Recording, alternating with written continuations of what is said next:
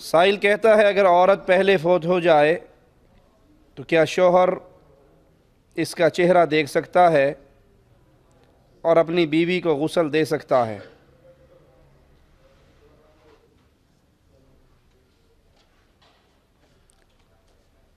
रसूलुल्लाह सल्लल्लाहु अलैहि वसल्लम वफ़ात से कुछ पहले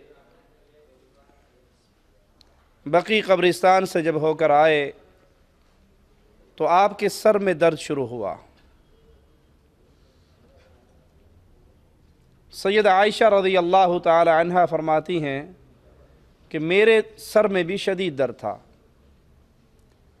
तो अल्लाह के हबीब अलैहिस्सलातु वस्सलाम ने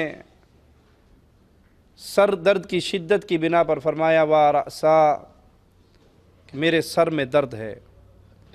सैयदा कायनात ने फरमाया, अल्लाह के नबी सल्लल्लाहु अलैहि वसल्लम मेरे सर में भी बहुत दर्द है। तो आपने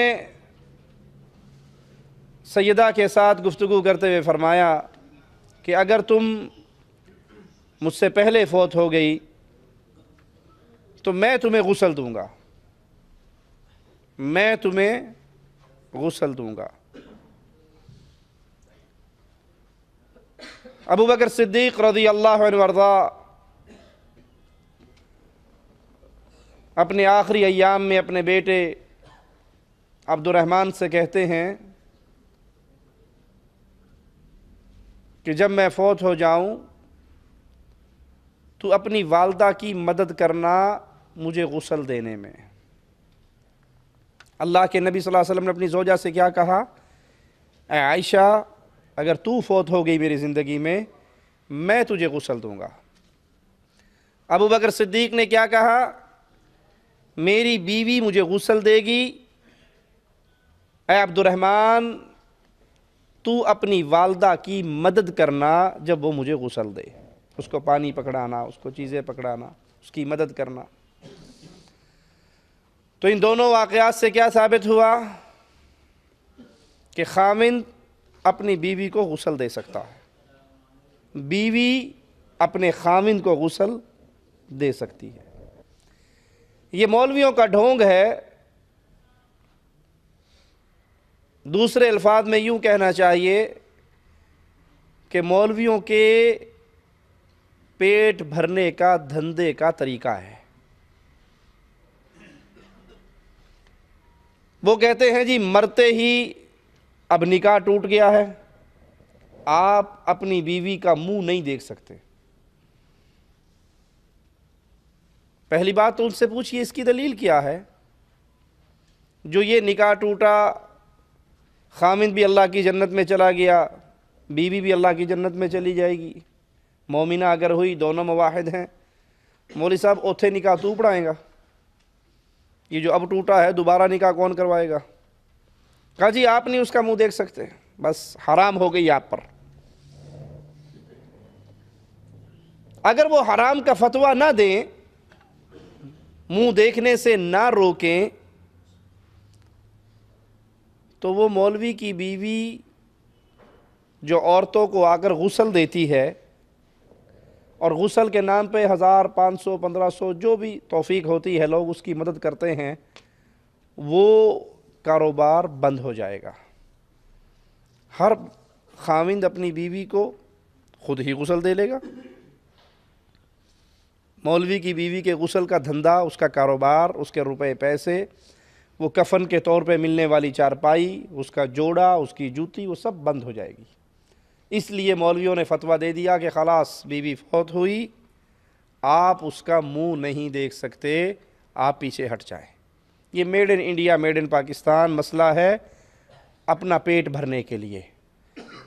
होना ये चाहिए कि खाविंद अपनी बीवी को खुद गुस्ल दे, बीवी अपने खाविंद को खुद गुस्ल दे, जैसे अबू बकर सिद्दीक़ ने अपनी बीवी को हुक्म दिया, जैसे मुस्तफ़ा अलैहिस्सलातु वस्सलाम ने अपनी ज़ौजा मुहतरमा से कहा। जनाजा भी खुद पढ़ना चाहिए, गुस्ल भी खुद देना चाहिए, जनाजा भी खुद पढ़ना चाहिए। आपकी बीवी, आपकी वालदा, आपके वालिद, आपके भाई फौत हुए हैं तो मौलवी साहब को जनाजे की नमाज पर खड़ा करने की बजाय आप खुद जनाजे की नमाज पढ़ें। मौलवी तो जनाजा पढ़ाने के लिए जब जाएगा तो उसके जहन में तो यही होगा ना भाई, 1000, 1500, 2000, 2500 की दिहाड़ी लग गई, वो तो उसी चक्कर में जो कुछ मांगना है मांग लेगा। आपके दिल में जो आपके अब्बू की मोहब्बत है वो मौलवी के दिल में तो नहीं।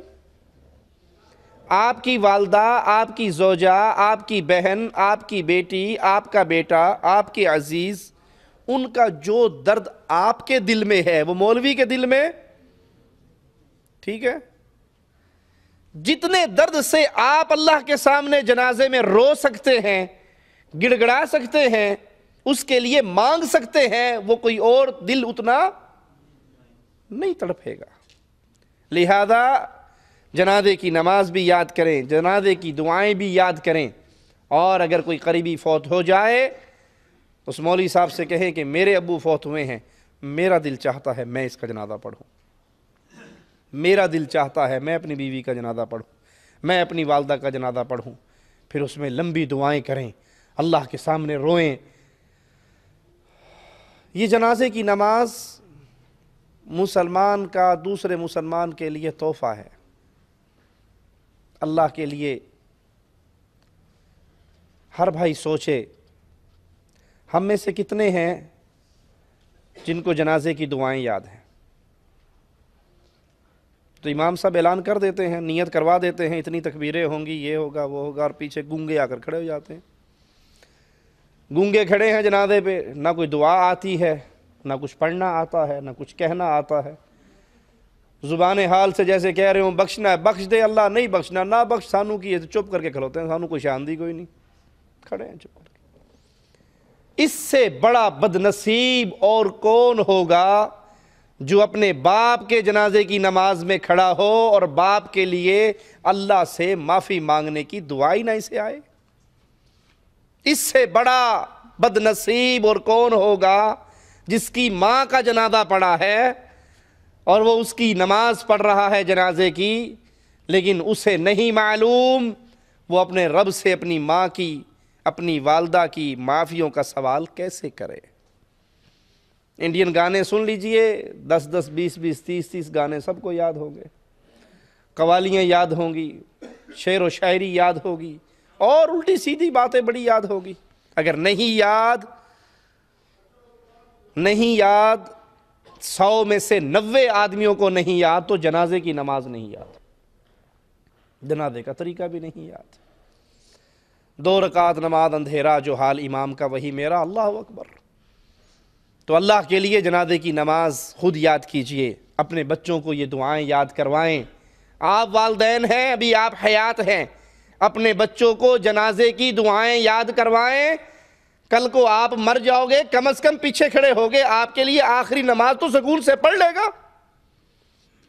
और आपने इसको इंग्लिश की समरियां रटा दी, फिजिक्स रटा दी, बायोलॉजी रटा दी, मैथ करवा दिया, सब कुछ करवा दिया, और जनाजे की दुआएं याद नहीं करवाई। आखिरी वक्त आपको ये क्या दुआ देगा? ये मसला मौलवियों का ढकोसला है कि औरत मर जाए तो उसका चेहरा नहीं देख सकते। ऐसी बात नहीं है, खामिद अपनी बीवी को गुस्ल भी दे सकता है।